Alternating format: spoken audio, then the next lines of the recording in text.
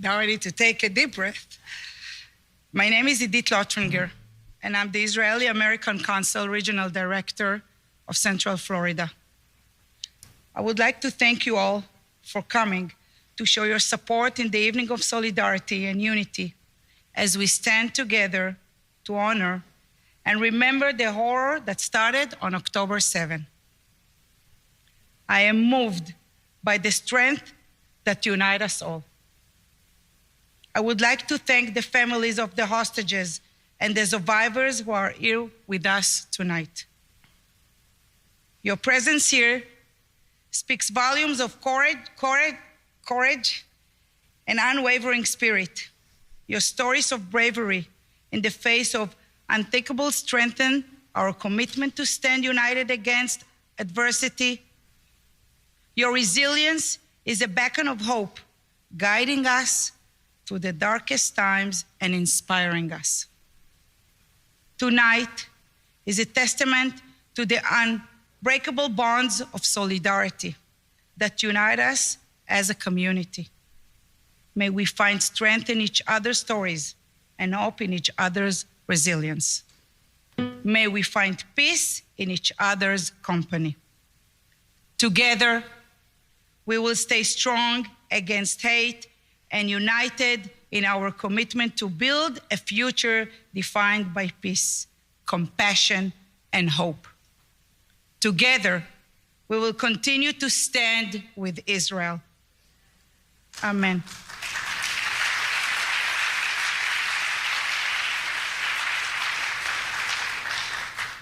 And again, thank you. I'm amazed by how many people came tonight. It's unbelievable. Please rise for the national anthem.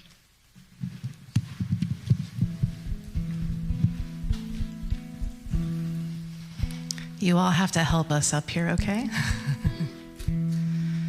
Oh, say, can you see by the dawn's early light what so proudly we hailed at the twilight's last gleaming, whose broad stripes and bright stars through the perilous flight o'er the ramparts we watched were so gallantly streaming, and the rocket's red glare, the bombs bursting in air, gave proof through the night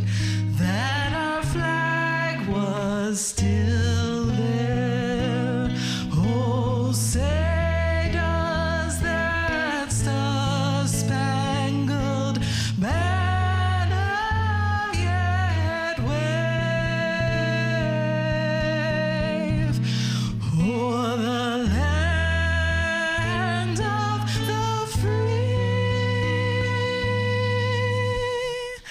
and the home of the brave.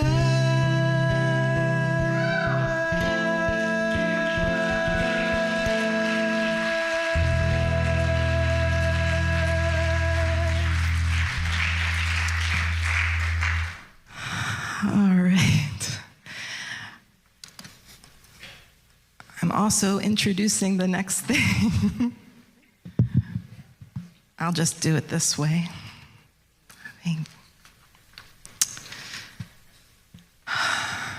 Well, good evening, everybody, and I'm so thankful that you're all here tonight to join us.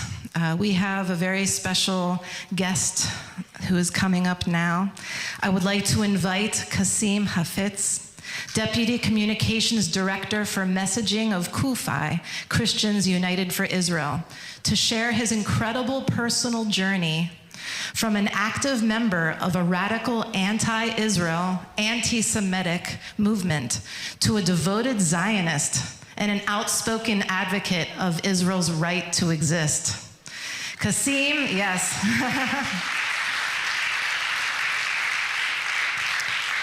Kasim is a speaker, a writer, and a strong pro-Israel activist. He has spoken all over the world, including the 2013 Global Forum on Combating Anti-Semitism, and before the UN Human Rights Council in Geneva, in addition to many appearances on TV and on radio.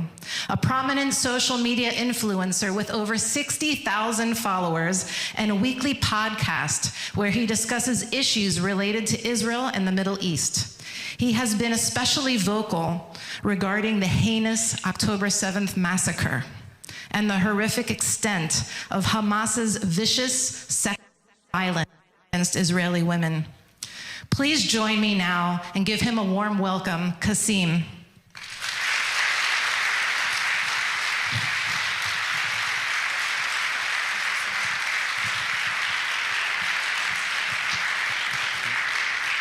Thank you. You shouldn't really applaud me like that to start off with, because I could be terrible. It's like just setting the bar very high. Thank you. So as you heard, my name is Kasim Hafiz. I'm going to share a little bit about my personal story, my background, just to give you some context. And then I'm going to explain why, for me and for anyone here, why standing with Israel is so important and so vital. So my background, as you can probably tell from my accent, I was born and raised in rural Louisiana. Do you know how many audiences have not got that joke? There's a little bit of a segue, but I spoke at a campus one time and I made that same joke, and from the back of the room, it's quiet. This voice goes, "You ain't from Louisiana, brother." I was like, cool. But no, I was born in England. My family are of a Pakistani heritage, and they came to England for they were economic migrants. They came for a better life, et cetera, et cetera. My family still are, observant Muslims. And look, there's one thing I want to point out straight away before I go into my background. When we talk about Islam, when we talk about Muslims, it's not synonymous with extremism, radicalism, and terrorism. There are billions of Muslims in the world, and there are so many who are just living their lives, abiding to their faith, and are not full of hatred. There are Muslims fighting for the IDF right now as we speak. There are Muslims serving in the American army, defending us as I speak. So we have to be very careful not to demonize and generalize. It doesn't help anyone other than those extremists who seek to divide us even more. So I just wanted to put that out there. So I grew up in a Muslim family. They're very observant, not extreme or radical. And I grew up, and I think this is very common in immigrant communities. The community I grew up in was predominantly Pakistani and Muslim. And like I said, the community wasn't extreme or radical, but there was one topic which, whenever it came up, would elicit a very harsh and aggressive response. And that was Israel and the Jews. And bear in mind, my family are from Pakistan. We don't share any borders with Israel. We're not even in the same region as Israel. Like, there's no direct conflicts between Israel and Pakistan. But whenever Israel and the Jews were mentioned, you would hear comments such as, you can't trust the Jews, they control the media. And if any of my Jewish friends are in the audience, if you do control the media, you're doing a terrible job. Just throwing that out there. Don't believe you do, but just in case. The Jews control America, all sorts of things like that. Now, my father was very open in his anti-Semitism. He would frequently say things like, Hitler was a great man. His one mistake was that he didn't kill enough Jews. It's not a great message to grow up around when you're 6 or 7 years old. But that was kind of just the environment when it came to Israel and the Jews, this one thing, it's bizarre on multiple levels. But as I grew up, this was in the background. Look, when you're 6 years old, you're not thinking, 6 years old, growing up in England, you're not thinking, oh my God, the Jews. I was like, oh my God, the Ninja Turtles. I had the priorities. But I was growing up at a very strange time for the Muslim community in the UK. Because whether I liked it or not, that generation that came over, my grandparents' generation, they came for a better life. They came to be part of British society. And it's been very interesting for me. So I lived in Canada first when I left the UK at 29, 30, and then I moved to the United States because my wife refused to live in Canada because it's cold. And that's a true story. That's not even a joke. That's completely factual. And it's been so interesting for me to see living in... God, the joke wasn't that bad. Come on. It wasn't great. Not my finest work, but no, it's been interesting for me to see in the US and Canada the way society works, because it's very different from Europe. In European societies, unfortunately, there is this perception that to be British, to be French, or to be from Austria, it means being white. Like, that's how it's perceived. Whether we talk about it in Europe is a separate thing, but there is a perception in Europe that to be part of these countries that you need to look a particular way. And I was British. I was born in England. I'm a British passport holder. And that's not been my experience in Canada and the US. That's not to say that racism doesn't exist, because that'd be a ridiculous thing to say. But it's just very different. And why do I bring this up? Because that environment provided the most fertile ground for radicalism of people from my generation. Because when you are born in a country, look, my heritage is Pakistani, but I'm not Pakistani, I'm British. I don't have a Pakistani passport. And you grow up in Britain and you realize that, hold on, there are a lot of people in my home, in my country, in England, who don't see me as part of this country. And then when I go to Pakistan, they're like, well, you're not Pakistani, you're British. So you don't belong anywhere. And at a very base human level, everybody is seeking belonging. They're looking for their tribe. Humans thrive with connection and belonging. That's just neuroscience. So it created this environment where extremist groups like Hizb ut-Tahrir, al-Muhajirun were able to come into these communities and push their extremist agenda, basically targeting people from my generation and going, look, you're not British and you're not Pakistani, you're a Muslim and you're a Muslim first. And again, look, this isn't about Islam and encouraging people to be more Muslim. It's not about that. The problem with groups like Hizb ut-Tahrir and al-Muhajirun they are extremist groups. They are. They are banned in many Middle Eastern countries. And the kind of narrative and the version of Islam they pushed was exclusionist, and it was confrontational. It basically looked at the world through us and them, and if you didn't believe what they believed, you were an enemy, including other Muslims. But it appealed because it gave a lot of people in my generation a sense of belonging and a place where they felt some sort of community. Because when you grow up Muslim, it's not something you do once a week. It's something you do 5 times a day. It dictates what you eat. It dictates how you talk to people. It is all-encompassing. So it resonated with so many people. And as I got older, and it eventually resonated with me, you see the more nefarious parts of what these organizations do. The brainwashing, the propaganda. And look, this was back before social media was a thing. People would hand out flyers. I remember this vividly, and I even have booklets still to this day. And it has graphic images of people with limbs missing, awful things. And it will have captions such as, "This is the result of an Israeli airstrike because this child was a Palestinian."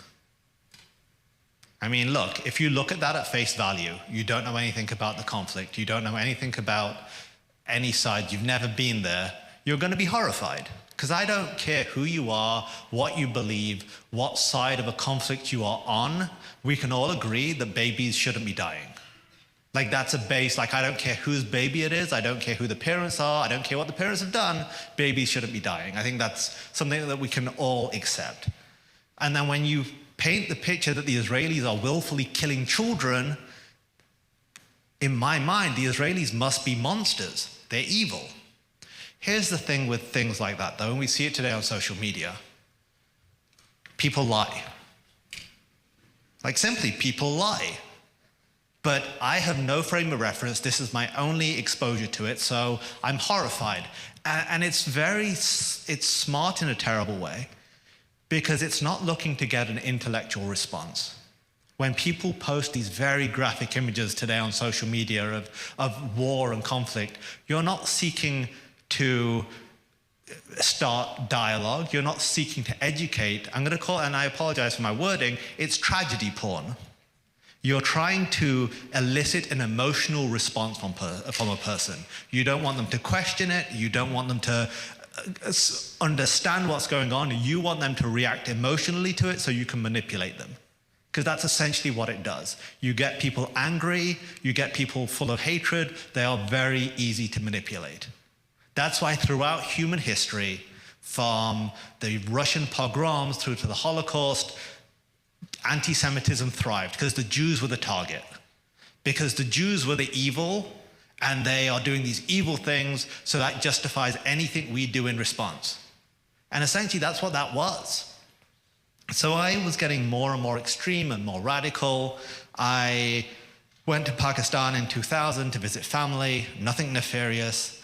And that was the first time I came face to face with an actual terrorist organization, Lashkar-e-Taiba, who are a Pakistani-based terror organization. And what's really interesting to me about extremists in any situation, any sort of group, it can be religious fanatics, it can be nationalist fanatics, it can be a gang. There's a couple of things they all have in common. One, they seek to isolate you from everyone else, so you're just in their circle. They seek to brainwash you and make sure that you're loyal to their cause. And then the final part, there's two final parts. One is they create the problem that they present themselves as the solution to. Like, they are creating the problem. Like, they are creating all these schisms in society, but then they present themselves as the solution to the problem.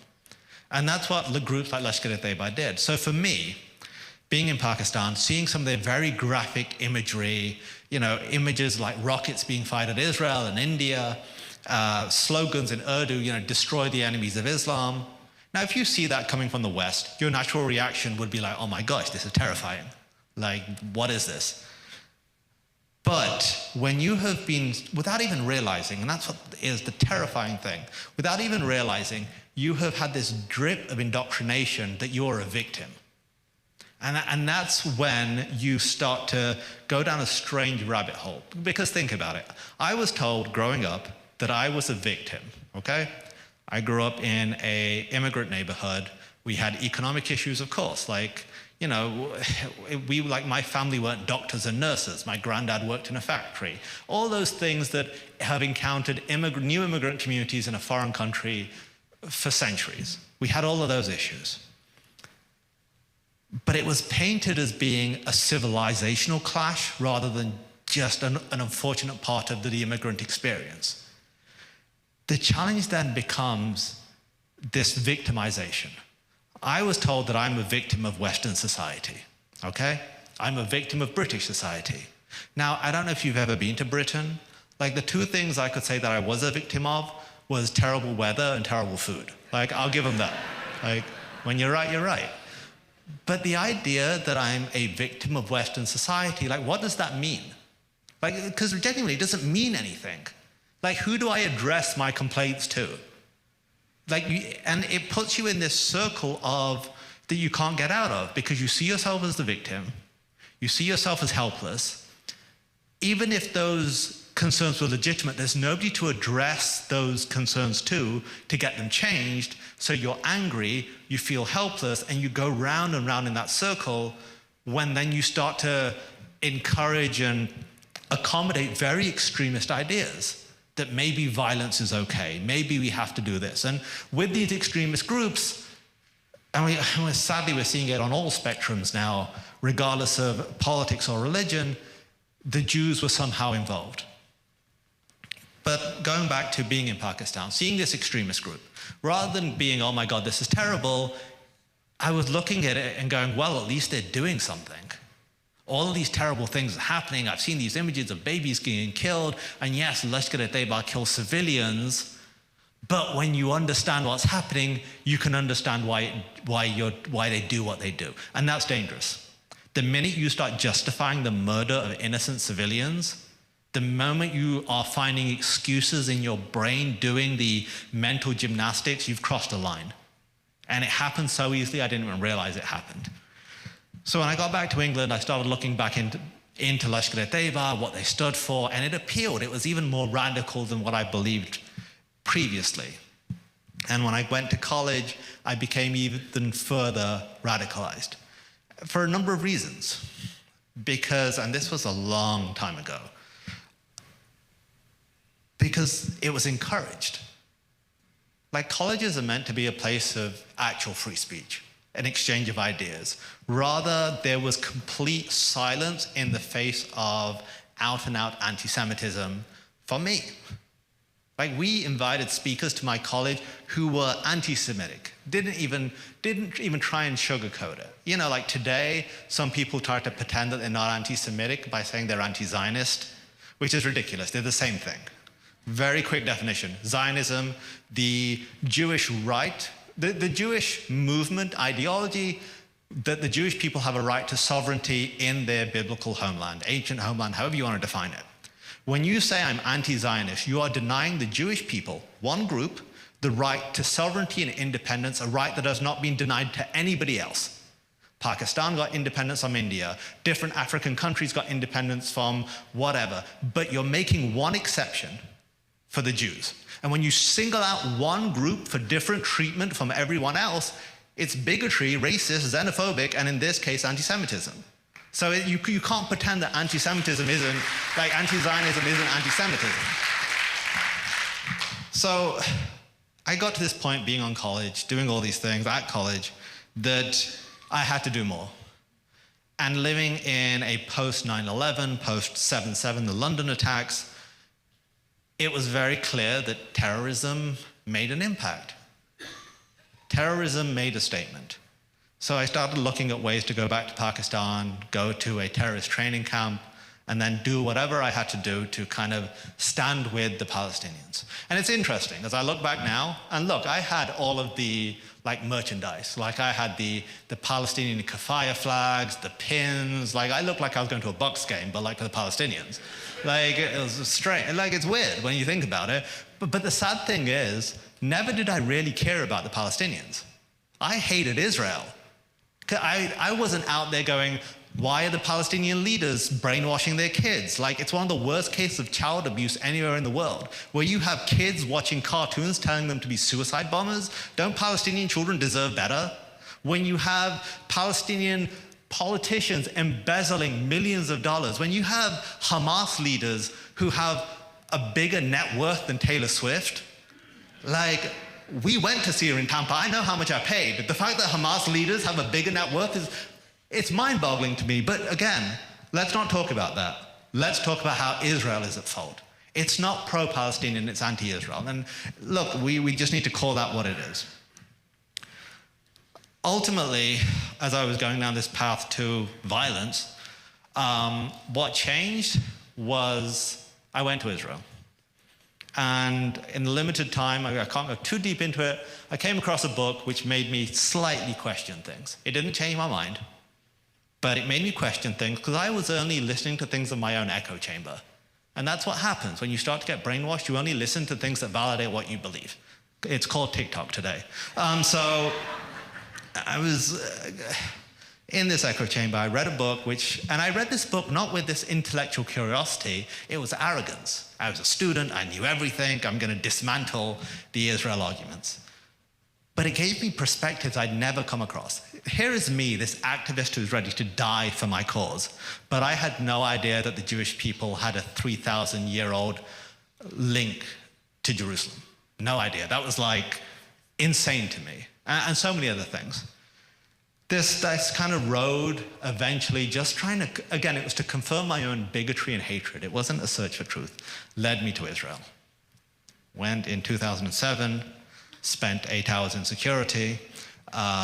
You know when they ask you at Ben Gurion Airport, what is the purpose of your visit to Israel? Don't say I'm anti-Semitic, not the move. Just if anyone's never been, I wouldn't recommend it. But that was my first trip. Spent 8 hours in security. They're like, I guess he's fine. But honestly, I had all of these preconceived notions. Israel is an apartheid state. It is racist. It is all of these things.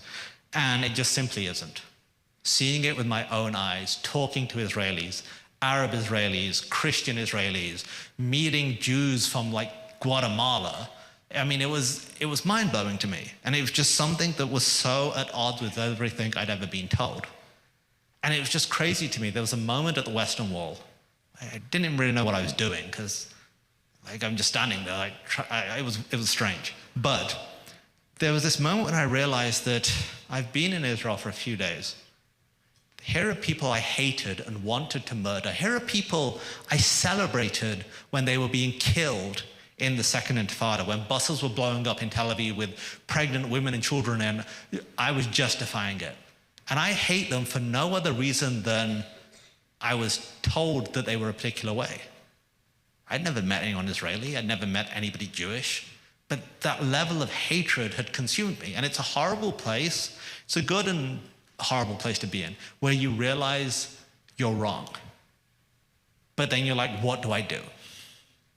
So I spent the rest of my time in Israel, and I went all over Israel. I went to Tel Aviv, Jerusalem, Haifa. I went to all these various museums. I went to some random museums that even Israelis are like, I've never heard of that. I went to the Palestinian territories. I went to Ramallah. I spoke to Palestinians. I wanted to get a full picture. And when I was getting ready to go back to the UK, I had two choices. Do I go, okay, I got it wrong, and move on with my life? Or do I speak up and go, hey, this is what I actually saw? And I made a choice. I decided to speak out. Naively,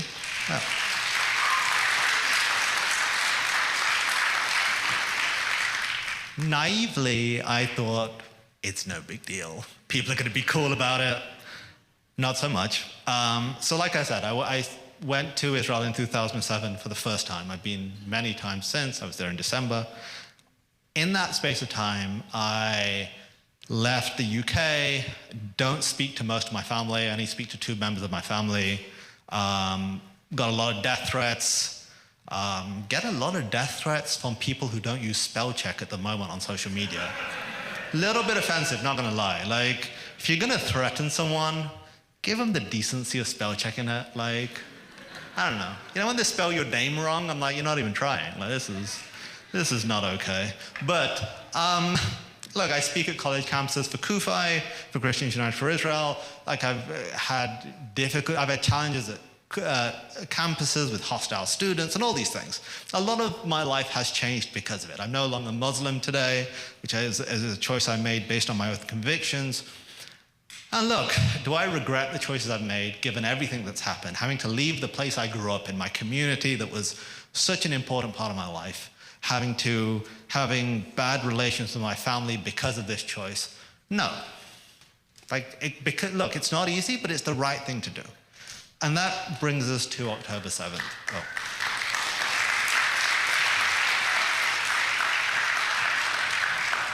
When October 7th happened, I was awake.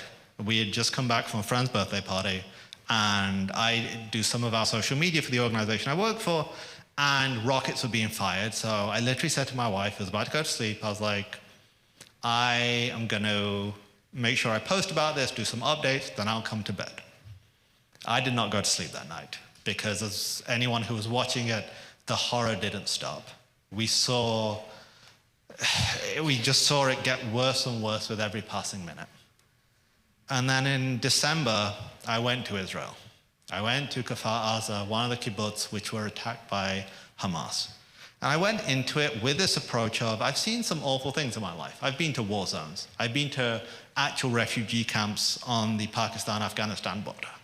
I've been in natural disasters. Like, I have seen these things.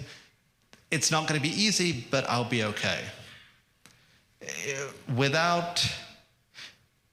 I'm just going to be very clear. It is the most traumatizing thing I've ever seen in my life, being in those kibbutzes. Because in all those other situations, there were certain caveats. What happened on October 7th wasn't a war. I wouldn't even call it an attack. It was a massacre. It was a massacre of people who woke up that morning like we woke up this morning and made coffee and were getting ready to make breakfast for their families, and it's like time has stood still. When you're walking through, hearing the glass crunch under your feet of what was where you're separated by 20 centimeters from a child's crib and everything is burnt. It stays with you. And then when Israel went to war after October 7th, after everything that happened, after the hostages were taken, Israel went to war. And what was really disheartening and just shocking for me was the attacks hadn't even finished on October 7th. If you go to the kibbutzes or you see pictures, on every single house, because the Israel Defense Forces, the Israeli army, had to go from house to house to house to clear them from terrorists.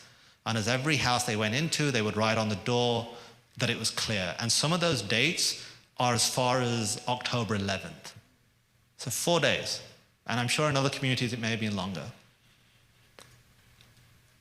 But before Israel had even finished fighting these terrorists who had crossed its border from a territory that they had left in the hope of peace and massacred their civilians and committed horrific atrocities, which I don't have to go over because I'm sure you've heard or you heard about them at the very start of the event.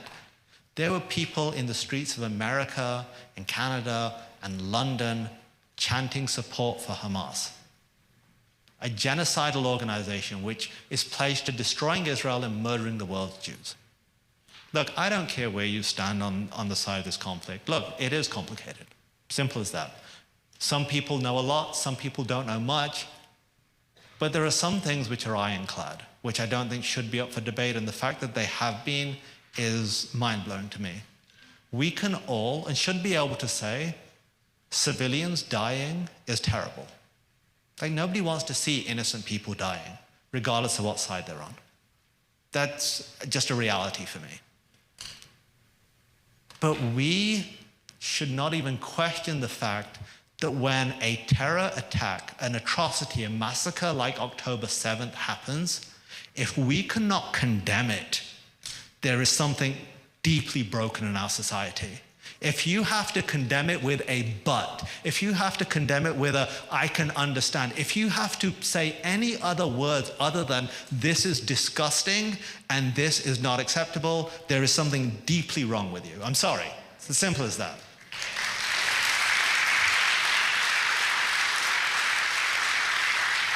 October 7th, and what happened on October 7th, will not free Palestine. It will not bring Palestinians' rights. It will not bring the Palestinians' freedom. It has done nothing to benefit the Palestinians. Every single innocent life which has been lost in this conflict, Hamas bear 100% responsibility for.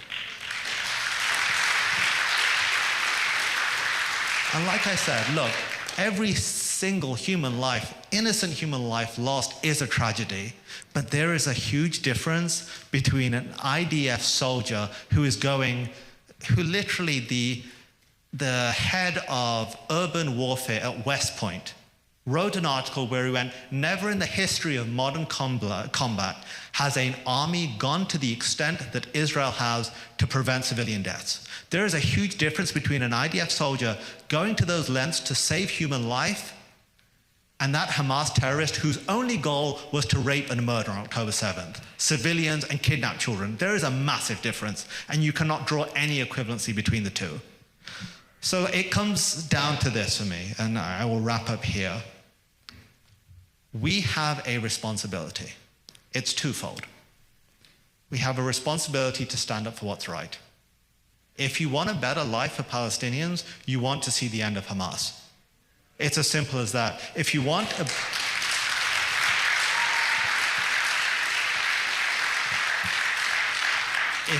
a better life for Palestinians, stop chanting ceasefire now. I know it sounds great in theory. It does. We want the violence to end. The violence doesn't end with Hamas still existing. The violence is paused for this to happen again. Hamas has said time and time again, we will do October 7th again. I believe them because they showed it. Once Hamas is gone, the Palestinians in Gaza have a chance of a better life. We have no right to sit in the United States or Canada or wherever, not in Israel, after that happened, when a country is grieving, to tell them how to fight against terror. We simply do not have the right.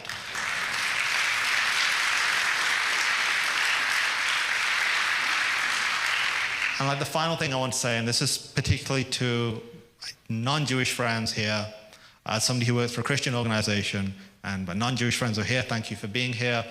We have a responsibility. Do you know what? Everyone always talks about what would we have done in 1930 if we saw Jews being discriminated against, if we saw anti-Semitism out of control, what would we do? Whatever you're doing right now is what you would have done. Anti-Semitism has grown by triple-digit percentages all over the US. If you are not speaking out right now, it's not too late. But do not look back. Do not be a person who looks back when your kids or grandkids study this, because they will, this period in American history and the rise of this deadly anti-Semitism. Don't be a person who looks back when your kids and grandkids ask, what did you do for our Jewish community? What did you do when anti-Semitism was rampant? Don't be somebody who looks back and gone, I could have done more. We always use the phrase never again when we talk about the Holocaust. Never again will Jews be targeted, victims, genocide won't happen again. Never again is now. And the only guarantee for the Jewish people of never again has been the state of Israel, where the Jews don't have to depend on others to defend them, where the Jews don't have to look to others, an uncaring world that looks the other way and will mourn dead Jews, but won't allow Jews to defend themselves or won't defend them themselves. That's the difference between 1930 and now is Israel. But we all have an opportunity to make a difference. We all have an opportunity in our own lives to be part of that history that said, no. If you come for the Jewish community, they do not stand alone. Israel, you are not alone. Not this time, never again. Thank you very much.